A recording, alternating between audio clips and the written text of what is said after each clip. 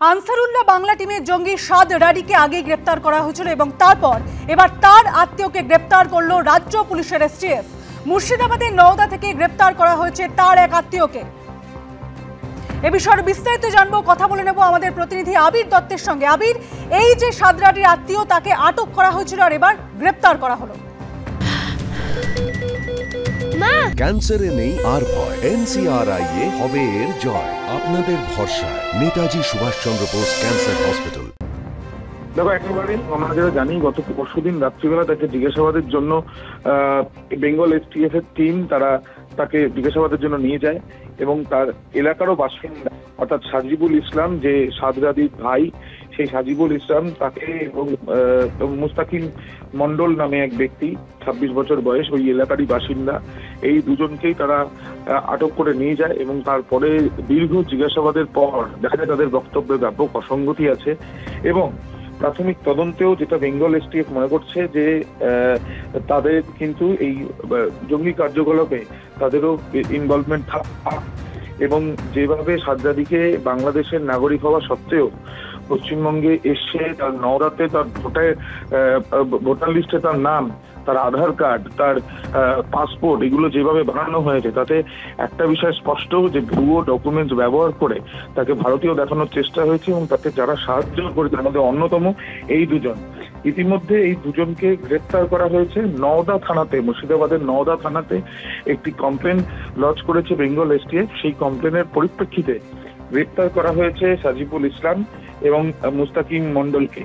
এই দুজনকে আদালতে পেশ করা হবে এবং দুজনকে আদালতে পেশ করে হেফাজতে চাইতে পারে বেঙ্গল এসটিএফ এবং সেই ক্ষেত্রে তারা যেটা মনে করা হচ্ছে যে তাদের তরফ থেকে যে এদের সঙ্গে আর কেউ যারা বাংলাদেশ থেকে এসে এখানে আশ্রয় নিয়ে ভারতীয় পরিচয়ে রয়েছে কিনা বা এখান থেকে জঙ্গি কার্যকলাপের সঙ্গে সক্রিয়ভাবে রয়েছে কিনা বা কোনো রকম প্ল্যানিং বা পরিকল্পনা ছিল কিনা দেশের বিরুদ্ধে বা দেশ বিরোধী কার্যকলাপে, এই বিষয়গুলো খতিয়ে দেখা হচ্ছে বলে বেঙ্গল এসটিএফ সূত্র থেকে জানা যাচ্ছে।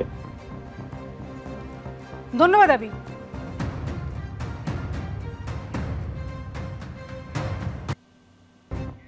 বাংলাদেশ যখন অশান্ত তখন এপারেও অনুপ্রবেশ ইস্যুতে ক্রমশ বাড়ছে বাকযুদ্ধের পারদ।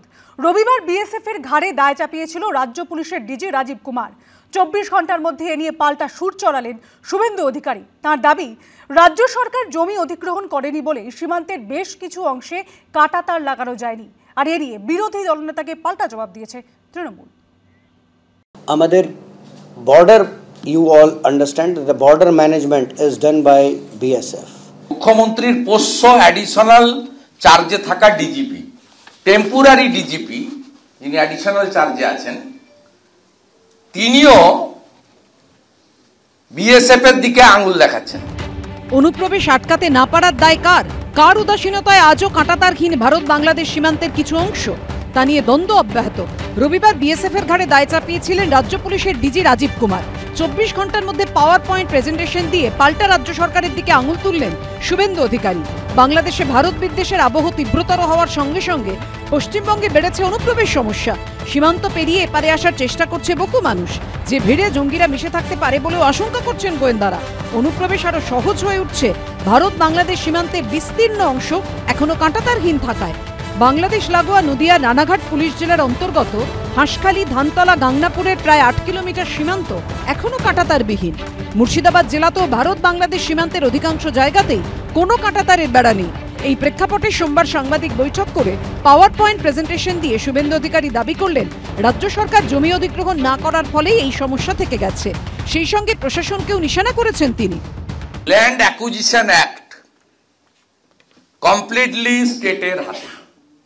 ল্যান্ড অ্যাকুইজিশন অ্যাক্ট কালেক্টর এখন ডিএমদের হাতে থেকে যায়। এখানকার ডিএমরা যারা পঞ্চায়েত নির্বাচনে বাক্স বদল করে, যারা লোকসভা নির্বাচনে তাবেদারি করে, সেই ডিএমদের কাছ থেকে মুখ্যমন্ত্রীর নির্দেশ বা ইশারার বাইরে 1 ছটাক জমিও অধিগ্রহণ তারা করে দিতে পারবেন না। জমি তো সবে অধিগ্রহণের জন্য বলা হয়েছে, বছর 2-3 হলো। তার আগে তো সীমান্ত ছিলই, সেই সীমান্ত দিয়েই তো লোক পারাপার করছে এবং এটা আমার মনে হয় যে আগামী দিনে আরও কঠোর হলে তাহলে অনুপ্রবেশটা বন্ধ হবে।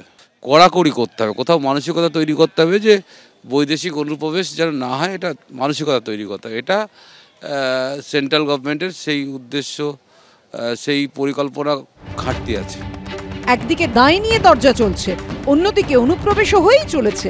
সোমবারও উত্তর 24 পরগনার বাগদায় অবৈধভাবে আসা বাংলাদেশের এক যুবককে গ্রেফতার করল পুলিশ।